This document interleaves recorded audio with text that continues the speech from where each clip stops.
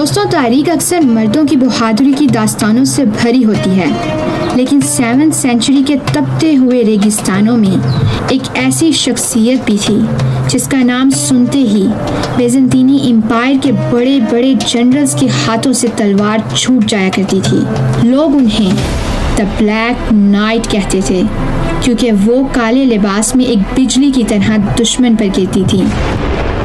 आज की इस डॉक्यूमेंट्री में हम बात करेंगे हावला बिन अल अज़वर की।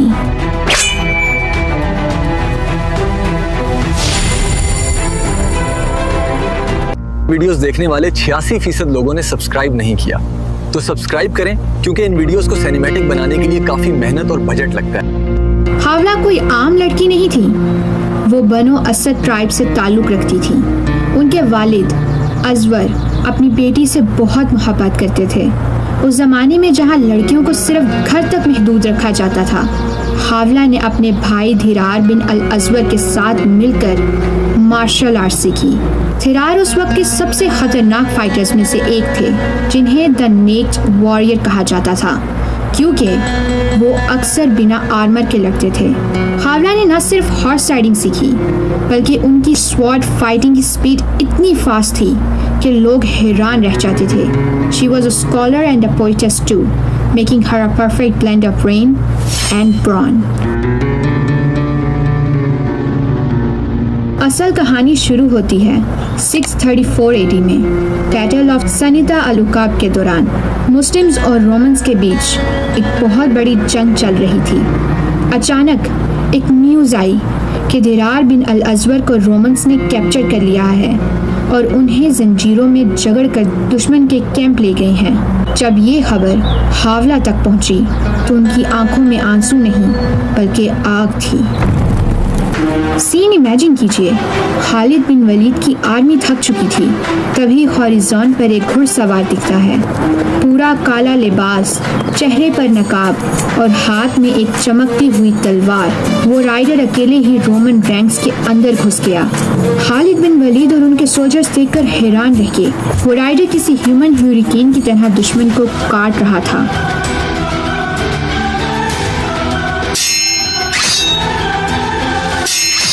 शुरू में सबको लगा कि शायद ये खालिद बिन वलीद हैं। क्या वो खालिद हैं? लेकिन जब उन्होंने मुड़कर देखा तो खालिद तो उनके पीछे थे। जब जंग रुकी तो खालिद बिन वलीद ने उस राइडर को रोका और पूछा, वॉरियर, तुमने अपनी जान की परवाह किए बिना हमें जीत दिलाई, अपना चेहरा दिखाओ।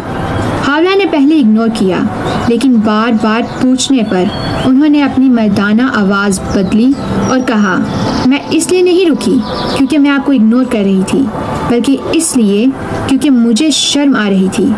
मैं हावला हूँ, अज़वर की बेटी। मेरे भाई को दुश्मन ले गए हैं और मैं खामोश नहीं बैठ सकती। पूरी आर्मी अल्लाह अकबर के नारों से गूंज उठी।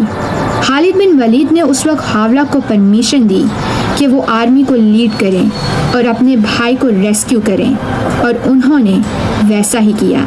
एक सर्जिकल स्ट्राइक करके अपने भाई धिरार को दुश्मन के चंगुल से छुड़ाया। ये हावला की लाइफ का सबसे आइकॉनिक मोमेंट है। इसके बाद एक और बैटल का वाक़या आपको सुनाती हूँ, जिसमें हावला और कुछ और खवातीन को रोमन एम्पायर ने किडनैप कर लिया। उन्हें और उन बाकी औरतों को एक टेंट में रखा गया और उन पर काफ़ी गार्ड्स की निगरानी लगा दी गई। जनरल ने सोचा ये तो बस औरतें ही हैं, लेकिन उसे नहीं पता था कि उनके बीच एक शेर दिल खातून मौजूद है। हावला ने बाकी औरतों को मोटिवेट किया, बहनों, क्या तुम इन रोमन की दासी बनना पसंद करोगी? हमारे पास तलवारें नहीं हैं तो क्या हुआ, हमारे पास हौसले तो हैं। हावला के कहने पर सबने टेंट के भारी भरकम पोल्स उखाड़ लिए। जब रोमन गार्ड्स अंदर आए तो उन पर लकड़ी के डंडों से हमला किया गया। हावला ने अकेले 30 से ज़्यादा सोल्जर्स को न्यूट्रलाइज कर दिया।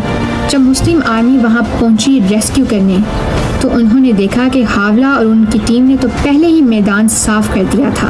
हावला बिन अल अज़वर ने बाद में बैटल ऑफ यरमूक में भी पार्टिसिपेट किया, जो तारीख की सबसे बड़ी बैटल्स में से एक है। उन्होंने हमेशा फ्रंट लाइंस पर रहकर लीड किया। उनकी मौत 7th सेंचुरी के आखिर में हुई, लेकिन उनकी दास्तान आज भी जिंदा है।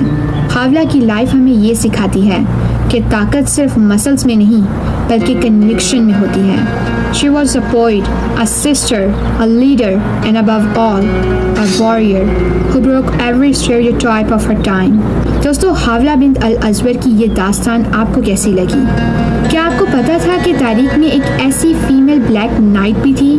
कमेंट सेक्शन में ज़रूर बताएं और ऐसी और वीडियोस के लिए डोंट फॉरगेट टू सब्सक्राइब। और याद रहे, ये उस वक्त की खातून थी जब पूरे यूरोप में ख़वातीन को सिर्फ पढ़ने पर जला दिया जाता था, लेकिन इस्लाम ने ऐसी अजीम और बहादुर ख़वातीन को खड़ा किया। Next time, when someone says anything about your religion, don't forget to tell them about this warrior, Hawla bin al-Azwar.